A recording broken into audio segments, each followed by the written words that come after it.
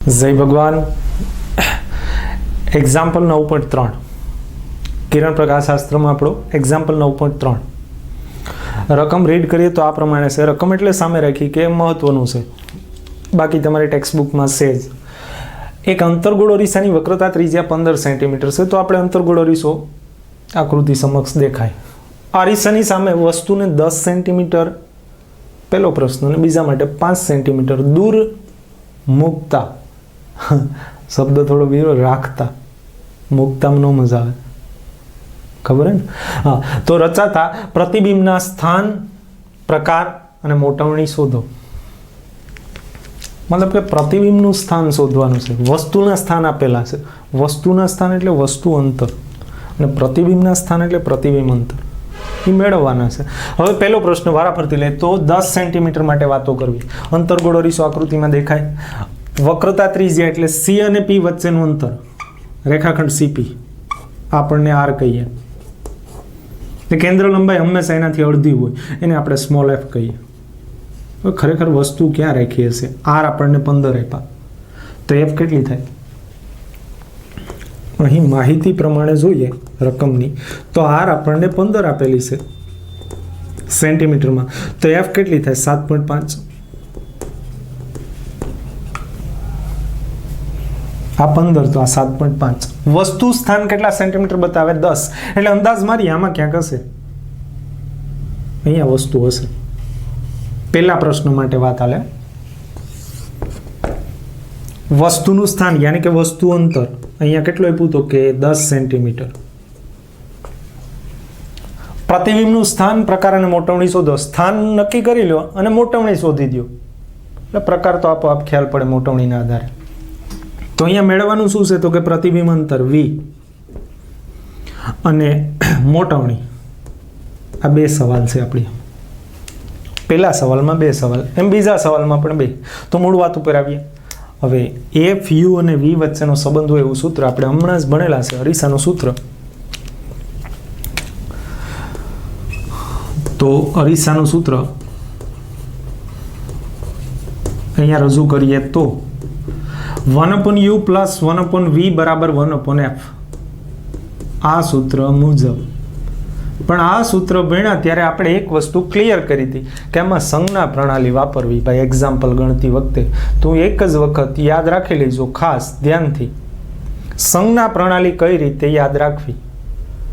હંમેશા રકમમાં આપેલી માહિતી હોય એમાં સંજ્ઞા પ્રણાલી લેવી, અને મેળવવાની માહિતીમાં આપમેળે જવાબમાં આવશે. ફરીથી રિપીટ કરું, જે વસ્તુ આપેલી છે, જે રાશિઓ આપણી પાસે આપેલી છે માહિતીમાં, એમાં સંજ્ઞા પ્રણાલી લેવી, અને જે રાશિ મેળવવાની છે એમાં આપોઆપ આવશે જવાબમાં. ક્લિયર? તો માહિતી પ્રમાણે આ સૂત્રમાં કિંમતો એડ કરીએ તો 1/u વસ્તુ અંતર. તો વસ્તુ ક્યાં છે? ધ્રુવથી આ બાજુ, એટલે ખરેખર આ વસ્તુ થઈ આપણા માટે. તો કિરણ કેમાંથી દોરીએ? વસ્તુમાંથી. તો આપાત કિરણ થયું. એક વસ્તુ ક્લિયર છે કે ધ્રુવ પાસેથી આપાત કિરણની દિશાના અંતરો ધન, અને ધ્રુવથી આપાત કિરણની વિરુદ્ધના અંતરો ઋણ લેવા. એક વસ્તુ પહેલા ક્લિયર કરવાની, બધા અંતરો ધ્રુવથી મપાય, ઊંચાઈ અક્ષથી મપાય, મુખ્ય અક્ષથી. સંજ્ઞા પ્રણાલી રીડ કરી લેવી ફેરબુકમાં, અથવા આપણા સંજ્ઞા પ્રણાલીનો લેક્ચર જોઈ લેવો. મૂળ વાત ઉપર, ધ્રુવથી આપાત કિરણની દિશાના અંતર ધન, એનાથી વિરુદ્ધના ઋણ. ઓકે, તો વસ્તુ અંતર આ બાજુ થશે, કારણ કે વસ્તુ અહીંયા છે. વસ્તુથી ધ્રુવ સુધીનું અંતર, જેને વસ્તુ અંતર યુ કહીએ. સાહેબ વસ્તુ આ બાજુ હોય તો ભાઈ તું ઊંધે રવાડે ચડ્યું. આ ચાંદીનો ઢોળ ચડાવ્યો હોય એ બાજુથી વસ્તુ રખાય નહીં. અરીસામાં ક્યાં ઉપીએ આપણે એની સામે? ધારો કે કદાચ એ બાજુ અરીસો ઉલટાવી નાખ્યો હોય તો સાહેબ, તો સિદ્ધાંત તો આમ જ રહે. આપાત કિરણની દિશાના અંતર ધન, એનાથી વિરુદ્ધના ઋણ. એટલે મેં એવું નથી યાદ રખાયું કે અરીસાની જમણી બાજુના ધન ને ડાબી બાજુના ઋણ. હા, આપેલા કૃતિમાં રાઈટ થાય. એટલે ખાસ ફરી આપેલી માહિતી કઈ? તો કે આર છે, મતલબ કે એફ છે, અને યુ છે. આમાં સંજ્ઞા પ્રણાલી લેવી, આમાં આપમેળે મળશે ભાઈ. સૂત્ર લગાડવાનું. ઓકે યુ વસ્તુ અંતર કેવું થશે અહીંયા ઋણ, તો માઇનસ લેવું પૂરા. તો યુ કેટલું છે 10, ખરેખર -10. પ્લસ તો પ્લસ 1/v તો 1/v, પ્લસ તો પ્લસ 1/v તો 1/v, કારણ કે એ મેળવવાનું છે. એમાં ખબર હોય ને તો પણ હળી ન કરવી. ખબર હશે જો વસ્તુ ક્યાં છે સી અને એફની વચ્ચે, તો પ્રતિબિંબ ક્યાં રચાય સીથી દૂર, એટલે આ બાજુ જ રચાશે, એટલે વી ઋણ જ આવશે. સત્તા અહીં હળી ન કરવી ભાઈ. ક્લિયર? ટૂંકમાં માહિતી મેળવવાની છે, એમાં સંજ્ઞા પ્રણાલીમાં કોઈ સળી ન કરવી. જે આપેલી છે એમાં સંજ્ઞા પ્રણાલી આપવી. ભાઈ આ એક્ઝામ્પલમાં બીજું કશું છે જ નહીં અરીસાના એક્ઝામ્પલમાં, પણ આ ક્લિયર કટ સંજ્ઞા પ્રણાલીમાં રહેવું. ઇક્વલ ટુ તો ઇક્વલ ટુ 1/f. એફ કેટલી? કેન્દ્ર લંબાઈ 7.5. અરીસો કયો? અંતરગોળ. અંતરગોળ અરીસાની કેન્દ્ર લંબાઈ ઋણ હોય એમ પણ યાદ રાખ્યું હોય તો પણ રાઈટ. અને બાકી અહીંયા આકૃતિમાં દેખાય કે આપાત કિરણની વિરુદ્ધ છે આ કેન્દ્ર લંબાઈ અંતર, તો એ ઋણ લેવું. તો હાલો આ થયું સંજ્ઞા પ્રણાલીનું કામ. હવે સિમ્પલ ગણિત રહ્યું. આપણે વી મેળવવું એને સૂત્રનો કરતા બનાવવાની કોશિશ કરીએ તો 1/v ઇઝ ઇક્વલ ટુ આ સામે જાય એટલે પ્લસ 1/10 આ માઇનસ 1/7.5 લસા. સિમ્પલ ગણિત. તો આપણે જોઈએ તો 1/v ઇઝ ઇક્વલ ટુ શું થશે 7.5 માઇનસ 10 અપોન 10 ઇન્ટુ 7.5. તો v બરાબર શું થશે 75/2.5 એવું થયું ને. 7.5 ગુણ્યા 10 એટલે અંશમાં જાય 75, ઉલટાય અંશ છે 25 તેરી 75 એમ કહો તો પણ હાલે. તો જવાબ કેટલો આવશે વી આપણો 30 સેન્ટીમીટર. માઇન્ડ વેલ માઇનસ આવશે. શું કામ? 7.5 માંથી 10 ગયા એટલે -2.5, એટલે આપોઆપ સંજ્ઞા પ્રણાલીમાં -30 સેન્ટીમીટર.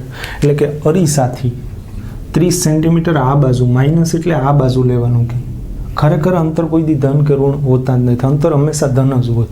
આવું આપણે શીખેલા છે. સત્તા સંજ્ઞા પ્રણાલી આપણે શું કામની? તો કે નક્કી કરવા માટે.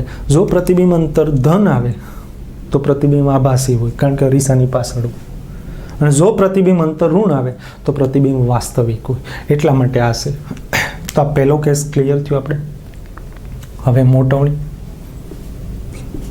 આના પરથી પણ નક્કી થઈ જાય પ્રકારમાં કેવું હોય તો વાસ્તવિક, અને વાસ્તવિક હોય તો ઉલટું જ હોય.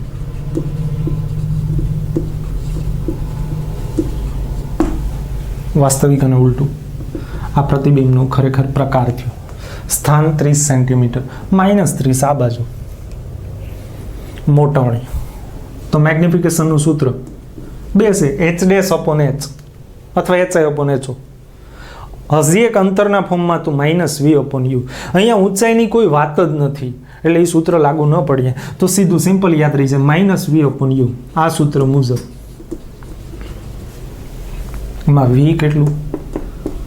આ માઇનસ તો માઇનસ, અહીંયા પણ સંજ્ઞા પ્રણાલી લેવી. v કેટલું? -30, તો -30 અપોન u કેટલું? -10. સંજ્ઞા પ્રણાલી સાથે કાઉન્સમાં લખું ભાઈ સંજ્ઞા પ્રણાલી લેવી, કારણ સંજ્ઞા પ્રણાલી. અહીંયા પણ ખાસ યાદ રાખજો સંજ્ઞા પ્રણાલી એટલે નિશાની માઇનસ, જ્યાં જ્યાં આવી ત્યાં માઇનસ કેન્સલ. તો મોટવણી ખરેખર સિમ્પલ ગણિત -3. પ્રતિબિંબનો પ્રકાર સિમ્પલ વાત. ઋણ જવાબ હોય તો આપણે શીખેલા છે કે પ્રતિબિંબનો પ્રકાર વાસ્તવિક અને ઉલટું.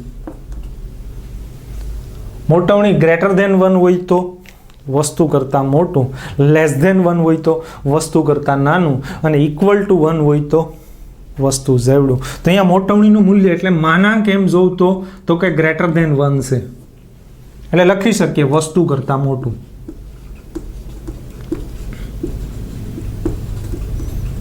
હાલો ક્લિયર. એના પછીનું જોવું હોય એક્ઝામ્પલ આમાં બીજો પાર્ટ, સેકન્ડ પાર્ટ. તો માહિતીમાં કેન્દ્ર લંબાઈ અને વક્રતા ત્રિજ્યા તો અહીંયાથી જ લઈ લેશું. આપેલું શું છે? વસ્તુ અંતર કેટલા સેન્ટીમીટર? 5. તો ફટાફટ એકદમ ઈઝી છે. છતાં અહીંયા સંજ્ઞા પ્રણાલીમાં ધ્યાન રાખવા માટે u બરાબર 5 સેન્ટીમીટર અને v અને m ગણવાના છે. તો સેમ સૂત્ર, અરીસાના સૂત્ર મુજબ સંજ્ઞા પ્રણાલી તો તમારી રીતે 1/u પ્લસ 1/v બરાબર 1/f. આપણે જેમ શીખેલા છે તેમ જ સંજ્ઞા પ્રણાલી સાથે કિંમતો એડ કરીએ. મેળવવાનું શું છે? v. તેમાં કોઈ હળી ન કરવી સંજ્ઞા પ્રણાલીમાં. 1 તો 1, u કેટલા? -5. આ તરફ u આવે 5 સેન્ટીમીટર અહીંયાથી ધ્રુવથી જ મપાય ભાઈ. અહીંયા 7.5 છે તો અહીંયા કેટલું થાય બેની વચ્ચે? તો કે 5. એટલે -5 પ્લસ તો પ્લસ 1/v તો 1/v 1/f 7.5 પણ કેવા? માઇનસ. અંતરગોળો રીસો છે એટલે -7.5. હાલો 1/v ને સૂત્રનું કરતા હોય તો 1/v is equal to 1/5 minus 1/7.5. લસા 7.5 માઇનસ 5 અપોન 5 into 7.5 કોના બરાબર? 1/v. તો v બરાબર 5 into 7.5 અપોન 7.5 માંથી 5 જાય એટલે 2.5. 25 તેરી 75 5 તેરી 15 એટલે v બરાબર 3 સેન્ટીમીટર. Sorry 15 centimetre. ધન કે ઋણ? ધન. ધન હોય તો પ્રતિબિંબ કેવું? આભાસી અને ચોથું. હવે આપણે લાસ્ટ કેસ અંતરગોળો રીસાનો. f અને p ની વચ્ચે હોય વસ્તુ તો પ્રતિબિંબ ક્યાં રચાય? રીસાની પાછળ. એટલે કે આમાં ક્યાંક પ્રતિબિંબ રચાણું હશે બીજા કેસમાં. તો આ થયું એક્ઝામ્પલને આધારે. હવે મોટવણી ગણવાની કહી તો મોટવણીમાં સેમ સૂત્ર m is equal to -v/u. આ સૂત્ર મુજબ તો એમ તો એમ માઇનસ સૂત્રની ભેટ. v આપણને મળ્યા સંજ્ઞા પ્રણાલી સાથે જ લેવા. કેટલા છે? તો કે +15. તો +15 અને u કેટલા આ કેસમાં? તો કે 5. 5 નહીં ભાઈ, -5. સંજ્ઞા પ્રણાલી સાથે -5 કેન્સલ. મોટવણી કેટલી? 3 પણ કેવી? પ્લસ. અને મોટવણી ધન હોય તો આપણે શીખેલા છે કે પ્રતિબિંબ કેવું? આભાસી અને ચોથું. અરીસાના કેસમાં જો મોટવણી ધન હોય તો પ્રતિબિંબ કેવું? આભાસી અને ચોથું. પૂરું લખજો ભાઈ આ નામ. મોટવણીનું મૂલ્ય કેટલું? 1 કરતાં વધારે. એટલે કે આ પ્રતિબિંબ વિવર્ધિત હશે. હવે એક્ઝામ્પલ આના પછીનું નેક્સ્ટ. આ બધું સંજ્ઞા પ્રણાલી સાથે જોઈ લીધું. ખાસ સંજ્ઞા પ્રણાલીનું આમાં ધ્યાન રાખવું. બાકી તો સિમ્પલ ગણિત છે, સૂત્ર લગાડીએ એટલે. અને આવું જ એક્ઝામ્પલ 9.1 સ્વાધ્યાયનું 9.2 ટ્રાય મારજો. આમાં વધુ એક્ઝામ્પલ આગળ ઉદાહરણ 9.4 જોઈએ. તો એક્ઝામ્પલ 9.4 હવે આપણું નવું ઉદાહરણ. એમાં જરા ધ્યાન આપીએ તો રકમ તમે બુકમાં રીડ કરજો. તો એવું કીધું છે કે એક વ્યક્તિ છે એ પાર્ક કરેલી કાર એના તરફ દોડે છે. ધારો કે આ વ્યક્તિ છે આપણા માટે આકૃતિ સ્વરૂપે જોઈએ તો આ વ્યક્તિ એ મિરર તરફ ગતિ કરે. આ કયો મિરર છે? તો કે કારનો સાઈડ મિરર છે. અને સાઈડ મિરર હંમેશા બહિર્ગોળ હોય. કોઈ પણ કારમાં સાઈડ મિરર જે હોય એ કયો હોય? બહિર્ગોળ. એટલે આકૃતિ આપણી પાસે બહિર્ગોળની છે. આ રકમ પરથી પહેલી માહિતી. આ અરીસાની r યાની કે વક્રતા ત્રિજ્યા આપણને 2 મીટર આપી. વક્રતા ત્રિજ્યા એટલે તમને ક્લિયર છે p થી c સુધીનું અંતર. વક્રતા કેન્દ્ર અને ધ્રુવ વચ્ચેની લંબાઈ કે અંતર જે કયો તે. એ વક્રતા ત્રિજ્યા આપણને આપી 2 મીટર. અને વ્યક્તિ કેટલી ઝડપથી દોડે છે? 5 મીટર પર સેકન્ડથી. તો આ વ્યક્તિની ઝડપ છે. વ્યક્તિ યાની કે આપણા માટે અહીંયા વસ્તુ, અરીસા માટે વસ્તુ. એટલે વસ્તુની ઝડપ અહીંયા 5 મીટર પર સેકન્ડ છે. હવે ખાસ યાદ રાખજો, વસ્તુની ઝડપને હું VO વડે દર્શાવી, વેલોસિટી ઓફ ઓબ્જેક્ટ. ફરીથી વેલોસિટી ઓફ ઓબ્જેક્ટ યાને કે વસ્તુની ઝડપ કેટલી છે? 5. હવે આપણને અલગ અલગ કેસ આપ્યા કે વ્યક્તિ જ્યારે 39 મીટર દૂર હોય, 29 મીટર દૂર હોય, 19 મીટર અને 9 મીટર, આ દરેક કેસમાં એના પ્રતિબિંબની ઝડપ કેટલી, એટલે કે વ્યક્તિના પ્રતિબિંબની ઝડપ કેટલી, આવો આપણને સવાલ કર્યો. એટલે આપણને ખરેખર પૂછ્યું વેલોસિટી ઓફ ઇમેજ, એને હું VI વડે દર્શાવું. પહેલું સ્થાન 39 મીટર છે, ત્યારે આપણને વ્યક્તિની ઝડપ ગણવી. પછી બીજા સ્થાન માટે એમ વારાફરતી. હવે મૂળ વાત, ઝડપ એટલે કે સ્થાનનું સમય સાપેક્ષ વિકલન, ધોરણ 11, મતલબ કે અંતરનું સમય સાપેક્ષ વિકલન. તો આપણી પાસે અરીસાનું સૂત્ર, તો અરીસાનું સૂત્ર અહીંયા લાગુ પાડીએ તો 1/u + 1/v બરાબર 1/f, જ્યાં f કેન્દ્ર લંબાઈ, u એટલે વસ્તુ અંતર, v એટલે પ્રતિબિંબ અંતર ને f એટલે કેન્દ્ર લંબાઈ. આ બધું આપણે જાણીએ. હવે આ સૂત્ર મુજબ આપણે આગળ વધવું. આને હું આ રીતે લખી શકું, u inverse plus v inverse is equal to f inverse. વસ્તુ અંતર, પ્રતિબિંબ અંતર, જેમ જેમ વ્યક્તિ દૂર જતી, મતલબ કે જેમ જેમ વ્યક્તિ અરીસા તરફ જતી જાય તેમ તેમ વસ્તુ અંતર બદલાતું જાય, એમ પ્રતિબિંબ અંતર પણ બદલાતું જાય. પણ અરીસો સ્થિર છે, કારણ કે આ પાર્ક કરેલી છે કાર.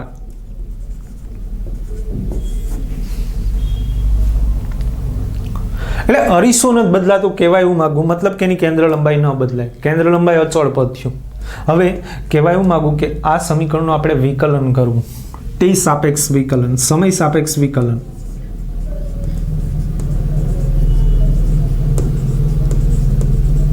તો આનું સમય સાપેક્ષ વિકલન કરીએ તો યુ ઇન્વર્સનું વિકલન, ઘાત આગળ ઘાતમાં 1નો ઘટાડો એટલે -u-2 ઇન્ટુ પાછું u નું વિકલન એટલે du/dt, ઘાત આગળ એટલે -1 લખવાની જરૂર નથી, ડાયરેક્ટ લખું -v-2 ઇન્ટુ પાછું v નું વિકલન અને f ઇન્વર્સ અચળ પદનું વિકલન 0. આને આપણે લખવું હોય તો -1/u² du/dt એટલે vo. વસ્તુ અંતરનું સમય સાપેક્ષ વિકલન એટલે વસ્તુ ઝડપ, -1/v², dv/dt એટલે વેલોસિટી ઓફ ઇમેજ, v એટલે પ્રતિબિંબ અંતરનું સમય સાપેક્ષ વિકલન એટલે પ્રતિબિંબની ઝડપ. સામે જૈસે થી આપણે મેળવવું પ્રતિબિંબ ઝડપ, એટલે એને સૂત્રનો કરતા બનાવો તો ખરેખર સમીકરણ કેવું તૈયાર થાય. આને સામે મોકલીએ તો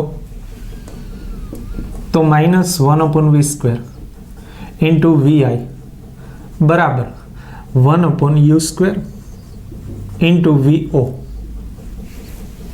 સામે ગયા આપણે vi મેળવવું એટલે vi ઇઝ ઇક્વલ ટુ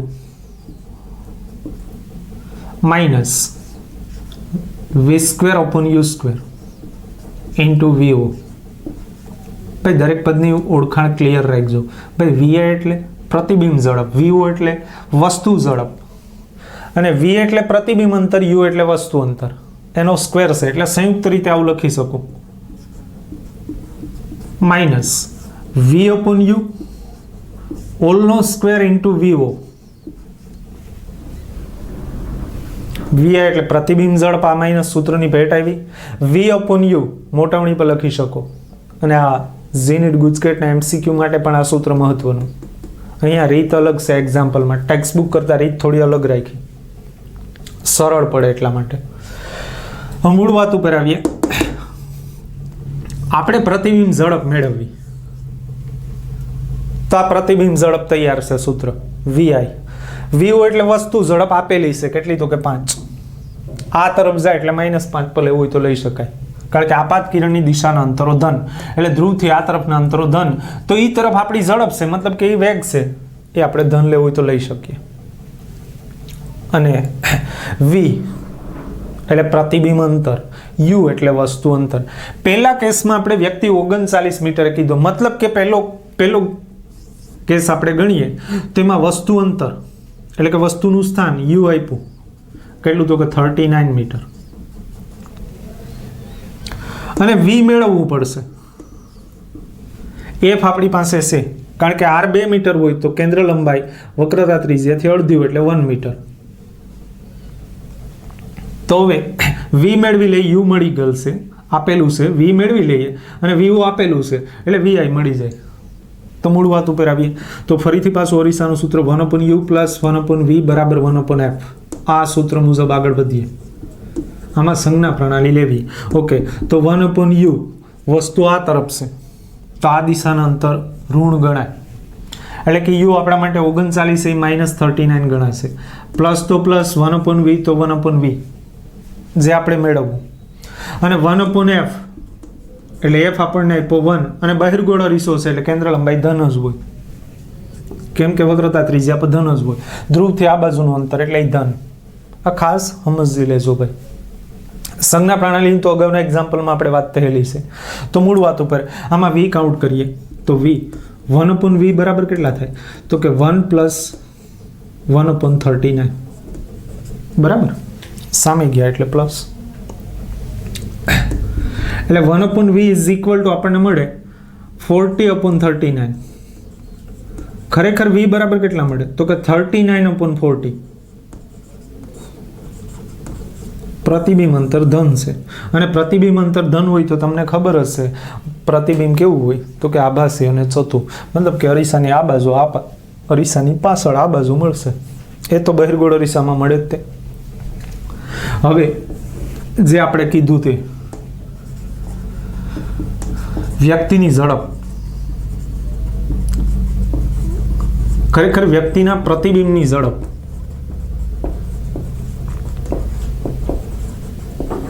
વ્યક્તિના પ્રતિબિંબની ઝડપ આ સૂત્ર મુજબ, નામ રાખવું તો રાખીએ ફિઝિક્સ.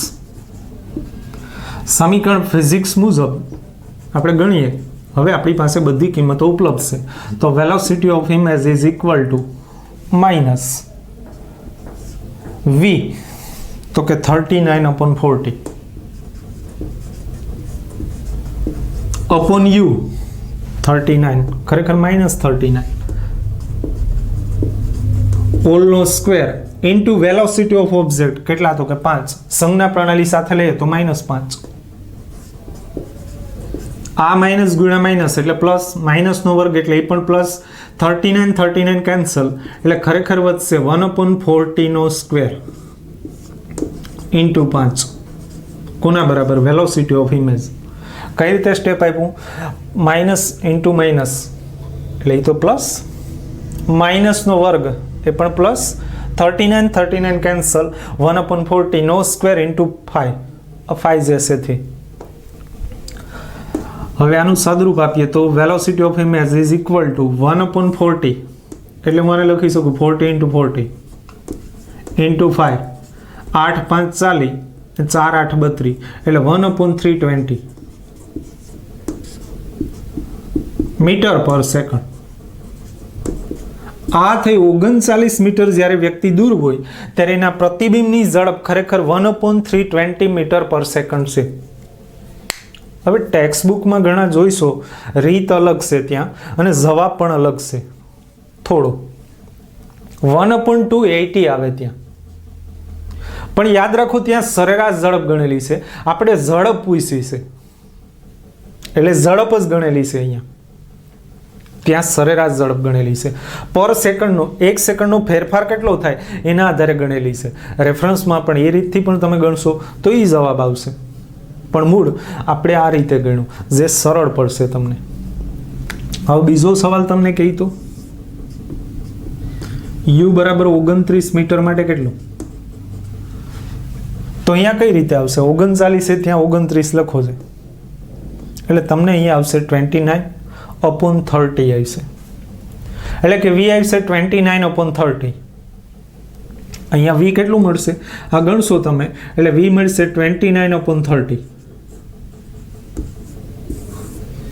આ કિંમત તમે અહીંયા એડ કરશો 29 કેન્સલ થાય, છેદમાં 30 આવશે એટલે 1/30 નો સ્ક્વેર આવશે. 1/30 નો સ્ક્વેર ગુણ્યા 5 આ બધું તો જશે થેરી એટલે 30 × 30 આવશે. 530 અને 318 એટલે બીજા કેસમાં તમને વેલોસિટી ઓફ ઇમેજ મળશે તમને 1/6 5 30, એટલે અહીંયા 6 અને 6 તેરી 18 એટલે 180. આ રીતે જવાબ આવશે. જે હું તમને હોમવર્ક આપું, આ કઈ રીતે આવે લાવું. M19 વાળો હોત તો 19 મીટર માટે તો અહીંયા 19/20 આવશે. તો અહીંયા 1/20 એટલે 20 × 20 રહેશે, એટલે 5 ચોકુ 20. એટલે થર્ડ કેસમાં તમારો જવાબ આ રીતે હશે. વેલોસિટી ઓફ ઇમેજ ત્રીજા કેસમાં, ત્રીજા પ્રશ્નમાં અહીંયા 20 અને 5 ચોકુ 20 એટલે 20 ચોકુ 80 મળશે, એટલે 1/80 મળશે.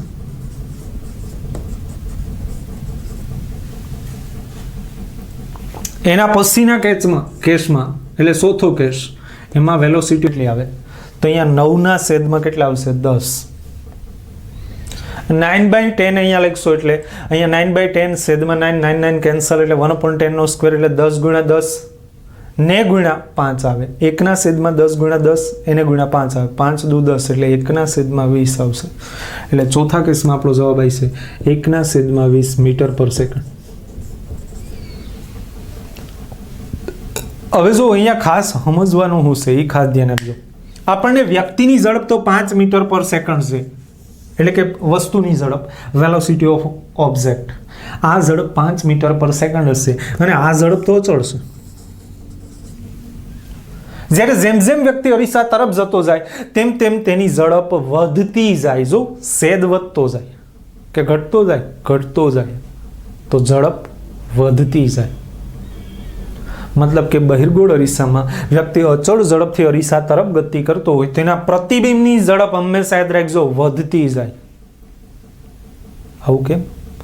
સાપેક્ષ ફેરફાર. તો આ તે એક્ઝામ્પલ 9.4 ની વાત. આમાં ફરીથી આ 2-3 વખત તમારે સાંભળવા લેક્ચર, અને આ રીતથી તમે આ સૂત્રથી ઘણા MCQ પર સોલ્વ કરી શકશો. અગાઉના જે સિલેબસ હતો એમાં સ્પેશિયલ આ એક્ઝામ્પલ જ હતો. અહીંયા મોટવણીના ફોર્મમાં પણ સૂત્ર થઈ શકે, એટલે આ સ્પેશિયલ સાબિતીનો હતો. અને આ તમને એક સૂત્ર પણ તૈયાર થઈ ગયું એમ કહો તો પણ હાલે. એટલે અહીંયા સુધી તો થિયરી છે. ખરેખર અહીંયાથી આપણી ગણતરી મેઇન શરૂ થાય. એક કેસ આવડે એટલે બાકીના કેસ આવડે. આમાં તમે 1/320 કરશો અને ટેક્સ્ટ બુકમાં 1/280 કરશો, બેયના જવાબ લગભગ નજીક હશે. એટલે કાંઈ એવી માથાકૂટમાં નહીં પડતા કે સાહેબ ટેક્સ્ટ બુકમાં અલગ છે ને અહીંયા અલગ છે. બરાબર.